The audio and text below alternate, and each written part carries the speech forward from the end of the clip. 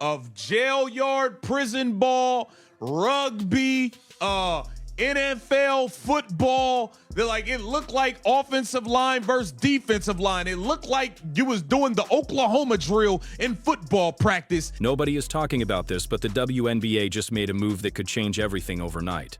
The billionaire ownership group has now officially taken full control of the WNBA officiating system, and the deeply toxic veteran enforcers are absolutely scared. A huge and completely clear corporate intervention is moving through the league office right now. The mainstream sports media and the very gullible casual fans are fully distracted by the big new salary cap numbers and the flashy charter flights.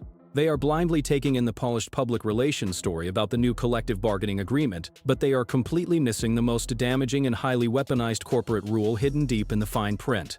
Welcome back to WNBA Pro. We do not deal with made-up front office stories or polite emotional fam guesses here. We deal only in the cold, hard truth of corporate power, multi-million-dollar salary cap math, and ruthless boardroom survival. I need you to fully lock in. Turn off your notifications right now and give me your full serious attention today, because the WNBA has now officially signed the death warrant for the old, deeply toxic physical style that has hurt this league for more than 20 years. Let us calmly and clearly look at the full corporate disaster that was last WNBA season. For the last 20 years, the older franchises worked inside a broken and heavily supported business model. Because the league created almost no global financial value, the corporate oversight was basically missing. The officiating crews were allowed to act like an unchecked amateur group. They allowed a deeply toxic and highly aggressive style of physical play that looked more like rugby on a basketball court. They let insecure veteran enforcers pull off moves that looked like UFC fighting, completely ruining the offensive flow of the game. When the one explosive generational star came out of Iowa, she brought a totally unheard of, multi-billion-dollar wave of global money and attention. She alone forced major broadcast networks to tear up their old deals. But instead of strongly protecting this unstoppable economic engine, the WNBA league office committed total betrayal. They openly allowed the veteran establishment to carry out a highly organized campaign of physical and mental intimidation against the chief executive officer. Okay? But one of the major issues is, what the hell is going on with these referees, man? This was prison last year. Caitlin Clark looked like she was out there on the yard going against a bunch of goons. I'm just being honest with you. Listen to how terrible that moment sounded in the broadcast. I need you to study what was really happening with the cold focus of a big corporate board. Caitlin Clark was being forced to play through wild, out-of-control physical basketball on national TV. She kept getting hit, pushed around, and clearly targeted by older players who badly wanted to slow down her speed and success. And the very corrupt referees barely blew the whistle. They called fouls on the billion-dollar star while letting the veteran enforcers do whatever they wanted, without real punishment. But the scariest part of this huge corporate failure was the clear and shameless hypocrisy of the old coaching group. Came under scrutiny when Minnesota Lynx coach Cheryl Reeve was ejected in Game 3 of the semifinals against the Phoenix Mercury. She then excoriated the league's officiating in her post-game news conference, drawing a suspension for Game. I want you to stop and really think about the clear contradiction in that part of the story. Minnesota Lynx head coach Cheryl Reeve and Indiana Fever head coach Stephanie White stood on the sidelines for a whole season with their arms crossed and said nothing. They watched Caitlin Clark get illegally knocked down, hit from the side, and aggressively attacked night after night. They chose not to defend the main money-making star of the sport because they badly wanted to protect the fragile feelings of the old locker room order. But the very second their own favorite veteran players faced that same toxic level of physical play, the entire coaching group suddenly exploded. When Nafisa Keir suffered a huge and dangerous injury because Alyssa Thomas was allowed to play like an NFL linebacker, Cheryl Reeve rushed straight to the media podium. She completely lost control, fiercely attacked the officiating group, and willingly took big corporate fines just to complain about the exact same kind of physical sabotage she had accepted when it was happening to Caitlin Clark.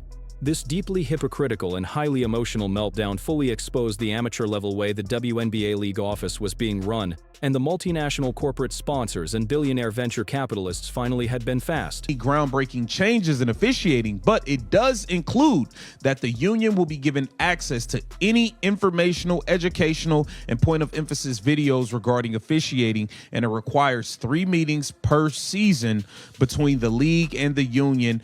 Listen to the serious and scary rule rule hidden inside that part of the CBA. The mainstream media politely calls this a simple agreement for more referee transparency. But if you really understand how this works, you can see it as a full corporate takeover. The billionaire ownership group directly forced the league office to require 3 tough numbers-based review meetings every season, made to closely examine flagrant and technical fouls. This is not some polite human resources meeting. This is a huge multi-million-dollar corporate court. The billionaires are clearly telling WNBA referees that their unchecked era of allowing violent play is officially over. They are legally demanding full access to the teaching and enforcement video packages.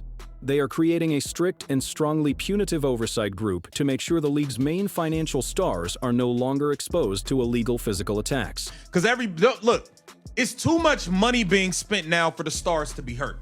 It's too much money put in this league for Caitlin Clark to be sitting out because y'all out there playing prison ball. It's too much money in this league for Nafisa Collier to be out because Alyssa Thomas thinks she's Derrick Henry from the Baltimore Ravens. Let that final definitive corporate calculus completely wash over your analytical mind. The absolute undisputed titans of the global sports economy do not care about the bitter, highly toxic locker room politics of the WNBA middle class. If they only recognize raw, highly leveraged economic output and the completely undeniable mathematical reality is that there is far too much venture capital currently flowing through this league to allow a $78,000 referee to mathematically bankrupt the product. The multinational broadcasting networks did not invest billions of dollars to watch Caitlin Clark sit on the bench with a completely avoidable catastrophic injury. They invested massive corporate capital to broadcast elite, high-speed, highly efficient kinetic production. They are actively paying for the unprecedented transition pacing and the deep, unguardable logo three-pointers that completely shatter global television algorithms. If the WNBA referees actively suppress the kinetic efficiency of the CEO to protect the fragile ego of an aging veteran enforcer, the global market will violently revolt. The Indiana Fever are currently preparing to execute the most aggressive touring schedule in the history of professional sports. They are actively booking massive 18,000-seat NBA arenas simply because the global consumer demand to witness Caitlin Clark is absolutely staggering. The rival front offices are completely surrendering their own home court advantages just to siphon off the massive gate revenue generated exclusively by her unprecedented gravity. If the referees allow players like Janai Carrington or Alyssa Thomas to actively derail this multi-billion-dollar global stadium tour, they will be systematically liquidated from the ecosystem. The polite, highly subsidized era of the participation trophy and the unregulated physical enforcer is completely dead and permanently buried. We have officially entered the ruthless, hyper-efficient era of absolute corporate leverage and maximum capital extraction. The deeply insecure WNBA veterans who actively rely on illegal physical contact to survive in this league are currently staring directly at mathematical bankruptcy. The new corporate mandate dictates that if you cannot physically keep up with the elite, hyper-efficient processing speed of the CEO, you will be entirely left behind in the dust. You will absolutely not be permitted to simply tackle her in the open floor. Welcome to the absolute unforgiving meat grinder of the new WNBA macroeconomic reality. Thank you for joining me here on WNBA Pro. We completely ruthlessly dissect the undeniable reality of the global sports business. We absolutely do not deal in manufactured front office narratives or cowardly corporate spin on this specific channel. We deal exclusively in the absolute brutal, uncompromising truth of the underlying mathematics. If you want the most ruthless analytical and highly honest basketball content on the entire internet, listen closely. Make sure you aggressively smash that subscribe button right now to join the top percentile of informed operators. Drop a massive like on this video to help violently push this highly critical corporate exposure directly through the algorithm.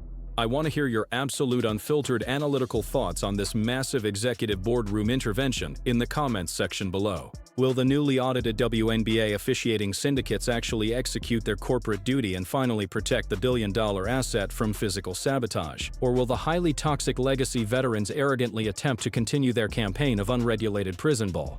And exactly how explosive will Caitlin Clark's kinetic output be when she is finally operating in a legally protected, highly efficient offensive environment? Let me know your highly detailed, mathematically sound predictions. I will see you in the next high-stakes boardroom breakdown.